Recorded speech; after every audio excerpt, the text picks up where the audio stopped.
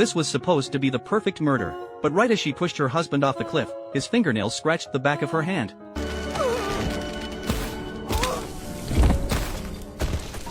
She planned to deal with the evidence under his nails later, but a passerby called the police before she got the chance. They sealed off the scene before she could get anywhere near it. How to handle the police investigation and clear her name, that became Seo Ray's most pressing problem. The detective assigned to the case was Jun, a man with a very unique approach to solving crimes. He liked to physically retrace the steps of victims and suspects, trying to feel his way to the truth through first-hand experience. That obsessive dedication to the truth had helped him crack countless difficult cases, earning him a reputation as the department's top detective. The victim's wife, Seo Ray, was a Chinese woman who spoke somewhat broken Korean. She immediately became the prime suspect.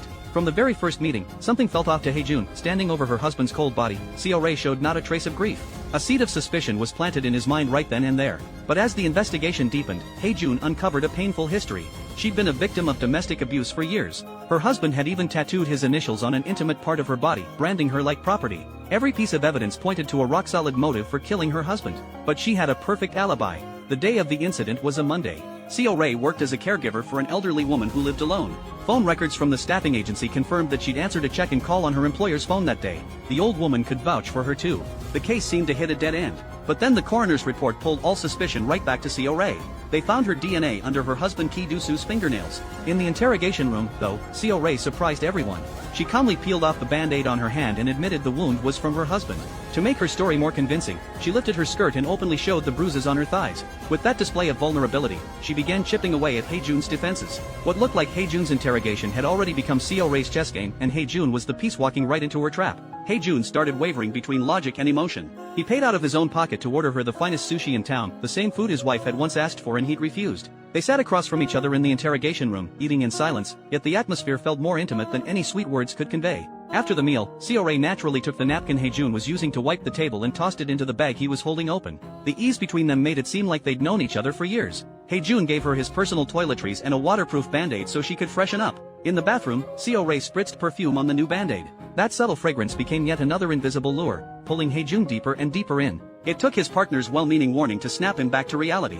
That reminder put him back in detective mode, and that very night, he started surveilling Seo Ray. After watching her place all night from his car, he fell asleep at the wheel. Seo Ray snapped a photo of him sleeping. The shutter sound woke him up, and she just gave him a playful wave. That one little gesture put him in a good mood for the entire day. Just as Jun was about to close the case as an accidental death, a piece of news sent him spiraling. It turned out Seo Ray was suspected of killing her own mother back in China and had entered Korea illegally before the investigation wrapped up. The news tormented him. After careful deliberation, he secretly forwarded the internal wanted notice to Seo Ray. Then he put on a suit and went to her place. When he pressed her about it, Seo Ray told him her story. Her mother had been terminally ill. To end her suffering, her mother had asked to die. Seo Ray carried out her wish with 4 fentanyl capsules. She'd also hidden 4 more for herself inside the lid of the urn, planning to follow her mother into death. But in the end, she couldn't go through with it. Seo Ray's heartbreaking story hit Jun right where he was weakest. When he noticed the whiskey in her home and a collection of crow feathers just like his own, it shook him to his core. Crows symbolize death and misfortune, yet they both treasured their feathers. It meant they were the same kind of person, both harboring darkness and loneliness they could never put into words. Seo Ray threw down several tip-off letters, insisting her husband had killed himself out of guilt over corruption. She tearfully described her harrowing journey to Korea, locked in a fish hold at the bottom of a boat in the middle of summer, drifting at sea for 10 straight days. Soon enough, Ki Du-soo's suicide note was found, and the case was officially ruled a suicide. At the celebration, Jun's partner got completely wasted. He didn't buy the suicide angle for a second and was furious that Jun had been bewitched by a woman. By this point, Jun was so blinded by his feelings that he ignored every red flag. His drunk partner stormed over to Seo Ray's place, making a scene and threatening to arrest her. After dragging his partner away, Jun went back to help Seo Ray clean up and return her husband's belongings. This didn't just close the case, it meant he'd completely abandoned his duty as a cop. When Seo Ray said, "We're not that kind of relationship anymore," Jun fell completely. He brought her back to his quarters, cooked for her, and shared case details without a second thought, totally disregarding police protocol. Seo Ray glanced at the case files for just a few moments and pinpointed exactly where the fugitive was hiding. Jun made the arrest, but the suspect jumped off a building right in front of him. The incident sent Jun into a spiral of guilt, and his insomnia got worse than ever. Seo Ray seized the moment. She came to his place and, under the guise of relieving his stress, burned all the case files, including every piece of evidence from her late mother's case and the surveillance photos Jun had taken of her. That night, Seo Ray guided Jun into a deep sleep he hadn't had in ages, using nothing but the steady, gentle rhythm of her breathing. She didn't sleep with him. Instead, she chose to enter his inner world, to become a comfort for his soul. Jun thought he'd finally found his soulmate. They started dating like a real couple. At a temple, they shared a single tube of lip balm. Jun would tenderly rub hand cream into Seo Ray's calloused hands. He assumed those calluses were scars from her hard life in China. He had no idea they came from months of rock climbing practice preparation for the perfect murder. And all that tenderness? Just another layer of protection Seo Ray had woven around herself. The turning point came on what seemed like an ordinary morning. Seo Ray needed to tend to another dying patient, so she asked Hae-jun to fill in for her with the elderly woman. That one shift revealed a devastating secret. He noticed the old woman had the exact same phone as his. And for a bedridden woman who never left the house, her phone showed she climbed 138 flights of stairs on the day Ki Du-soo died. When Hae-jun asked her about it, the old woman looked completely lost. She didn't even know what day of the week it had been. In that moment, Hae-jun felt the ground drop out from under him. Every seemingly unrelated clue clicked together into one complete chain of evidence. He took the old woman's phone and personally retraced Seo Ray's movements that day. She'd swapped phones while the old woman slept, slipped out the back window to avoid the cameras, and used the old woman's phone to answer the staffing agency's check-in call, creating the perfect alibi. Then she circled around to the back of the cliff, hid in a crevice at the summit, and waited for Ki Du-soo to reach the top. When he let his guard down, she pushed him off. By the time Hae-jun finished the climb, completely spent, the phone's step counter landed on exactly 138 floors. The truth crashed down on this love-struck detective in the most undeniable way possible. Hae-jun confronted Seo Ray with the phone. She didn't show a hint of panic.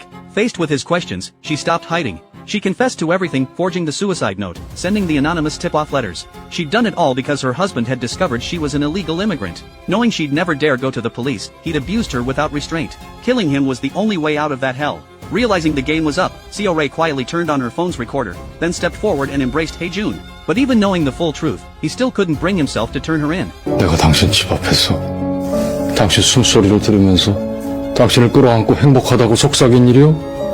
난 자부심 있는 경찰이었어요. 그런데 여자에 미쳐서 수사를 망쳤죠. 나는요, 완전히 붕괴됐어요.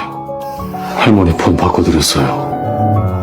같은 기종으로. 저 폰은 바다에 버려요. 깊은 데 빠뜨려서 아무도 못 찾게 해요. Seo Ray didn't understand the Korean word he used, bungo, so she looked it up on a translation app. When the screen displayed collapsed and shattered, she cried for the first time, tears too complex to read. He was shattering himself to protect her. That hit harder than any I love you ever could.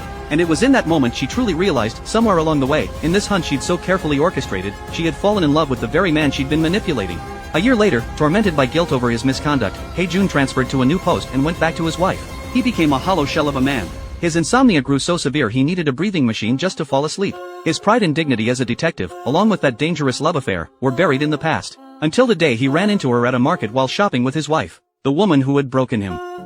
여긴 어떻게? 이사 왔어요. 왜요? Hae-jun's reaction immediately raised red flags for both his wife and Seo Ray's new husband. Call it a woman's intuition, his wife disliked Seo Ray on sight. Seo Ray's new husband, on the other hand, was a well-known stock analyst who caught his wife's attention. They exchanged contact information. The moment Hae-jun saw Seo Ray, it was like he came back to life. And Seo Ray's eyes were filled with emotions just as complicated. But something strange happened that very night. Seo Ray's new husband made 2 missed calls to Hae-jun's wife. The next day, this quiet little town saw its first murder in a decade. The victim had been stabbed over a dozen times and left dead in his own swimming pool. It was Seo Ray's new husband. Hae-jun lost it. It was all too convenient. Both husbands dead in his jurisdiction. He was absolutely certain Seo Ray had done it, that she wanted him to cover for her again. He stormed over to confront her with a harshness she'd never heard from him before. 내가 그렇게 만만합니까? 내가 그렇게 나쁩니까? 이번 알리바이는요, 차돌처럼 단단해야 할 겁니다. In the interrogation room, Seo Ray remained calm as ever. She claimed her husband had made too many enemies through investment fraud and that she was innocent. When Hae-jun demanded to know why she'd married someone like that, she looked at him with deep affection. 다른 남자하고 헤어질 표심을 하려고. Her heartfelt confession sounded like nothing but an act to Hae-jun. Determined not to fall into her trap again, he kept his distance. At mealtime, he gave her nothing but a cheap hot dog. He canvassed the area with her photo and found a lead. In the background of a couple's snapshot, Seo Ray was standing by the ocean in a blue dress, making a throwing motion toward the sea. Hae-jun rushed to search her house. Seo Ray threw herself into his arms. The familiar feeling was intoxicating, but he had to stay sharp. He knew what this woman was capable of. After searching the place, he found the charred remains of a blue dress in the fireplace. When confronted, Seo Ray gave an explanation he couldn't argue with. She'd come home from a walk to find her husband already dead in the pool. Knowing Hae-jun couldn't handle the sight of blood, she drained the pool herself, washed the body clean, tidied up the scene, and burned the blood-soaked dress, all to give him a clean crime scene to work with. Hae-jun arrested her anyway for destroying evidence. But Seo Ray passed the polygraph with ease. Still, Hae-jun wouldn't let it go. He ordered his team to copy the recordings from Seo Ray's smartwatch and translate them all into Korean. But then the real killer turned himself in. The man was quickly arrested and confessed to the murder. His mother had been swindled out of her life savings by Seo Ray's husband through a fake investment scheme. Unable to afford treatment, she died. He'd killed for revenge. 근데 이런 내가 이 모친이 하나 못 죽이면은 그게 인간입니까? Hae-jun suspected Seo Ray had put him up to it, but the man denied it outright. He even said he'd been the one using Seo Ray. He'd planted a tracking virus on her phone to find her husband's location. To verify his story, Hae-jun showed him photos of the body. The man's account matched Seo Ray's version perfectly, but Hae-jun couldn't shake the feeling that something didn't add up. Then his wife made an offhand comment that hit him like lightning. Why had Seo Ray's husband called her before he died? Combined with Seo Ray's throwing motion at the beach, it clicked. She'd thrown the victim's phone into the ocean. Against his team's objections, Hae-jun insisted on sending divers to recover it. Meanwhile, the translated recordings from Seo Ray's watch came back. Hae-jun expected to find incriminating evidence. Instead, every recording was Seo Ray's confession of love for him. She'd moved to the city just to see him one more time. Realizing he'd been wrong about her, he called Seo Ray again, demanding to know what secret was on that phone. She didn't answer. Instead, she asked him to meet her on the mountain where her mother's ashes were buried. She told her mother she'd brought a good man. Before Hae-jun could speak, Seo Ray pulled out her phone translator and delivered a heartfelt confession. Then she gently touched his face. Hae-jun, who'd been putting up a tough front, finally broke down. No matter how hard he tried, he couldn't change the fact that he'd never gotten over her. He opened the urn and discovered the 4 fentanyl capsules were gone. Seo Ray offered no explanation. He scattered her mother's ashes first. When he heard Seo Ray's footsteps approaching from behind, he actually thought she might push him off the cliff. He closed his eyes, almost welcoming it, but she only held him. Then she pulled out the old woman's phone, the one that should have been destroyed long ago. 이걸로 재수사해요. 붕괴 이전으로 돌아가요. 난 혜준 씨의 미결 사건이 되고 싶어서 이포에 갔나 봐요. She couldn't bear to see Hae-jun shatter again. She wanted him to take this evidence, bring her to justice, and become the upright, proud detective he once was. In that moment, Hae-jun truly understood for the first time the love swelling in Seo Ray's eyes. But was the truth really that simple? Days later, the second husband's phone was recovered from the ocean floor. The restored data revealed the cruelest truth of all. The victim had found a recording on Seo Ray's phone, Hae-jun helping her cover up her crime. He'd used it as leverage, threatening to expose Hae-jun and destroy his career unless Seo Ray helped him out of his debt crisis. Seo Ray refused to give in. So that night, her husband called Hae-jun's wife. Luckily, it was too late and she didn't pick up. But Seo Ray realized her husband wasn't bluffing. To protect Hae-jun, she went down a dark path once again. She discovered the debtor's mother was critically ill. She visited the old woman in the hospital on the very day the victim was murdered. Hae-jun re-interrogated the debtor, who confirmed Seo Ray had visited his mother and given her 4 pills to treat her. It all finally clicked. Seo Ray had been protecting him in her own way. The debtor had sworn that if his mother died, he'd kill Seo Ray's husband. So Seo Ray didn't do the killing herself. She weaponized the debtor's hatred. Those 4 missing fentanyl capsules, she'd fed them to the debtor's mother. Hae-jun's desperate words, "I'm completely shattered," were the most beautiful thing Seo Ray had ever heard.